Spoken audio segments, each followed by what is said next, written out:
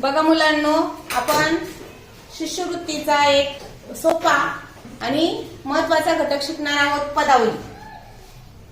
आणि पदावली म्हणजे काय ते आपण पाहूया. उदाहरणार्थ दोन किंवा अधिक गणिती क्रिया असतील तर त्यांना पदावली असं म्हणतात. म्हणजे एखादं उदाहरण आलं, उदाहरणार्थ आपण 5 अधिक 2 घेतले, याच्यामध्ये किती गणिती क्रिया आहे? एकच. कोणती ती? बेरीज. आता गणिती क्रिया कोणत्या आहे तुम्हाला माहिती आहे? बेरीज आहे, वजाबाकी आहे, गुणाकार आहे. यांना कोणत्या क्रिया म्हणतात? गणितामधल्या क्रिया असं म्हणतात. यांच्याशिवाय गणित होत नसतं, म्हणून त्यांना गणिती क्रिया असं म्हणतात. मग बघा, फक्त एकच क्रिया असेल तर त्याला पदावली म्हणत नाही. मग किती क्रिया पाहिजे? कमीत कमी किती पाहिजे?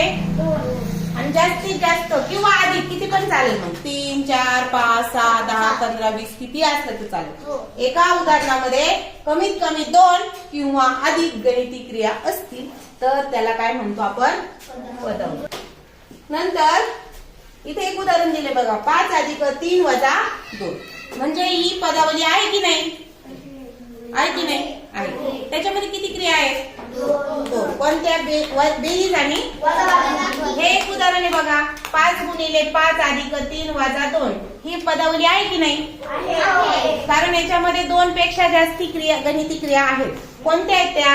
गुणाकार, बेरीज आणि म्हणजे किती क्रिया आहे? 3. म्हणजे 2 किंवा त्यापेक्षा जास्त क्रिया असतील तर त्याला काय म्हणायचं?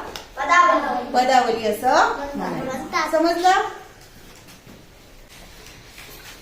पदावलीचा नियम आहे, पहिले कंस, कंचे भागू बे व. क म्हणजे काय? कंस. आणि कंसाचे किती प्रकार आहे? 4. रेखिक कंस, गोल कंस, चौकट कंस आणि महिरपी कंस. यापैकी जो एक नंबर असेल तो सोडवायचा आणि आतून बाहेर सोडवत जायचं. तेव्हा उदाहरण सोडवताना आपण ते पाहू. नंतर चे म्हणजे काय? चे जर शब्द असेल तर एक नंबर तो सोडवायचा. उदाहरणामध्ये चे जर असेल तर चेचा अर्थ काय होतो? गुणिले. चेचा अर्थ काय होतो? कोणती क्रिया?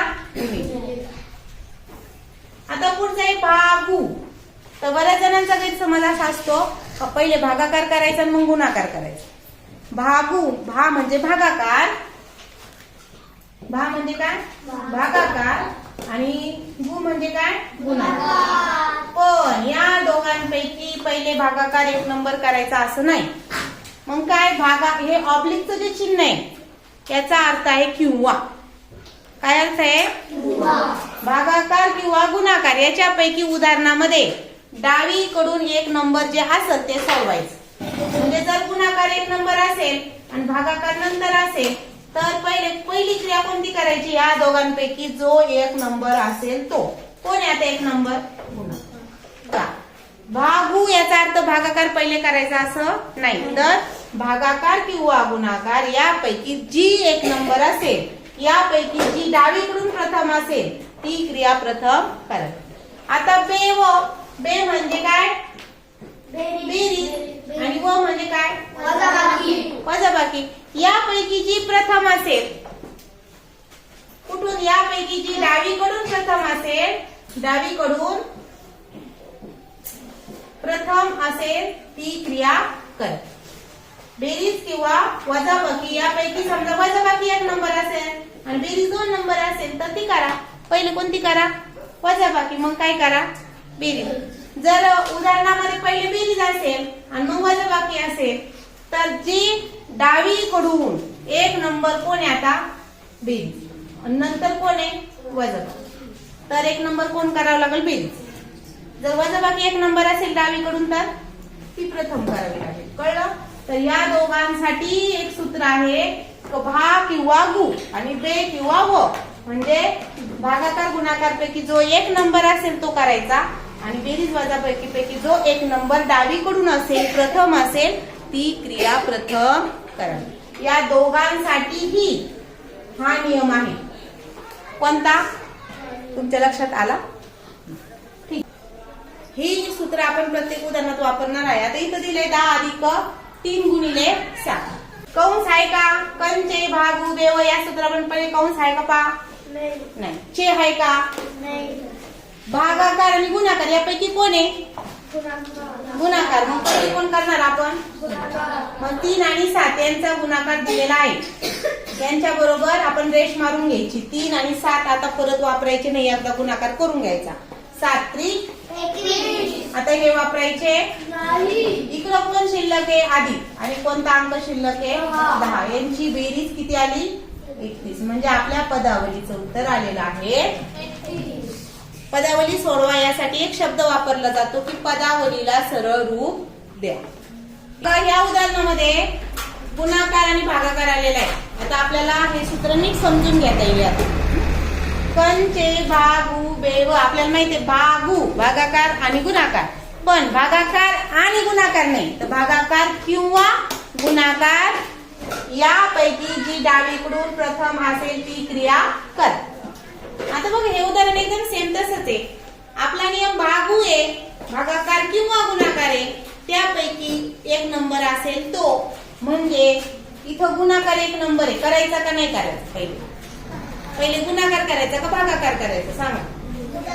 कारण आपला नियम काय? डावीकडून जो ह्या दोघांपैकी असेल भागाकार आणि गुणाकार पैकी तो एक नंबर करायचा. कोण एक नंबर आहे? गुणाकार. कोणाकोणात गुणाकाराचं चिन्ह आहे? 15 आणि 3. 15 त्रिक. आता या 15 आणि 3चं काम संपलेलं आहे. त्याच्यावर रेष मारायची, डबल वापरायचं नाही, म्हणजे चुका होत नाही. आता कोण राहिलं? फक्त भागिले 5. भागिलेचं चिन्ह आणि अंक 5. 45 भागिले 5. ज्यांना आडवा येत नाही त्यांनी उभा करा. 45 भागिले 5 9 45. 5 9 45. किती आली बाकी? 0. किती आला भागाकार याचा? उत्तर बरोबर त्याच्या खाली लिहायचं. किती आलं भागाकार? 9. म्हणजे या पदावलीचं उत्तर आलेलं आहे.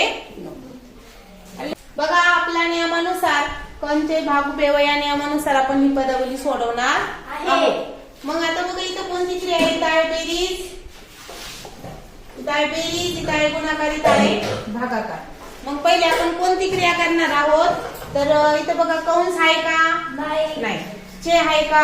नाही.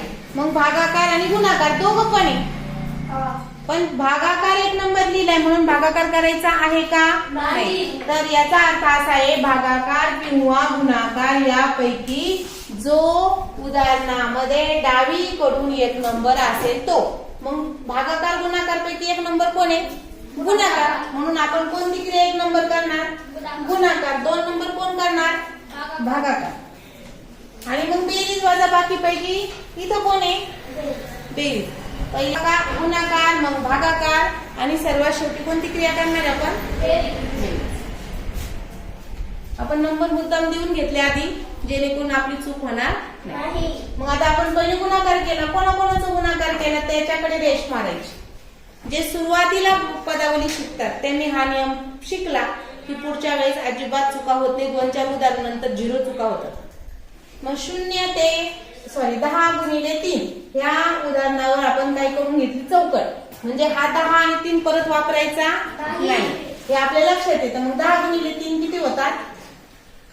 30. आणि मग हे दोघांवर काय मारून टाकायची? रेष. अलगत रेष मारायची. मग 30. पुढे आता आपल्याला 2 नंबरची कोणती क्रिया करायची? भागाकार. भागिले किती आहे? 5. या दोघांवर पण रेष मारून घ्यायची खाली. कोणाकोणामध्ये भागाकाराची क्रिया आहे? 30 आणि 5. 30 ला कोणी भागलंय? 5 ने. तर किती भाग झाले? 6. म्हणजे भागाकार किती आला? 6. आता तिसरी क्रिया कोणती शिल्लक आहे? बघा इथं कोण येणार? खाली अधिकचं चिन्ह, बेरजेचं चिन्ह येणार आणि वरून अंक कोणता येणार? 25. बरोबर. मग आता कोणाकोणामध्ये अधिकची क्रिया घडणारी बेरजेची? 25 आणि 6. किती? 25 आणि 6 ची बेरीज येते 30. अशा पद्धतीने आपण सावधगिरीने शिस्तबद्ध अशी आपली पदावली सोडवली पाहिजे. इकडे तिकडे अंक होता कामा नये. उत्तर सुद्धा इकडे तिकडे लिहायचं नाही. बरोबर गुणाकाराचं उत्तर गुणाकाराच्या खाली, भागाकाराचं चिन्ह भागाकाराच्या खाली 5 5च्या खाली, या दोघांचा जो भागाकार आहे तो बरोबर चिन्हाच्या खाली. म्हणजे जर तुम्ही जागा सोडली नाही तर नियम चुकला नाही तर अपघात वरून घेतला. 25 तो सुद्धा बघा एकदम समोर आहे. वरून घेतली बेरजेचं चिन्ह ते सुद्धा अगदी समोर आहे. मग त्यांची बेरीज आपल्याला जमतेच आहे. पण चुका कुठे होतात की बऱ्याच वेळा आपण डबल अंक मोजतो, एक क्रिया डबल होते, डबल अंक मोजले जातात, क्रिया डबल होतात, अंक मागे पुढे फिरतात आणि आपलं उत्तर चुकतं. एवढं याच्यापासून आपण सावध राहणं गरजेचं आहे. चलो पुढचं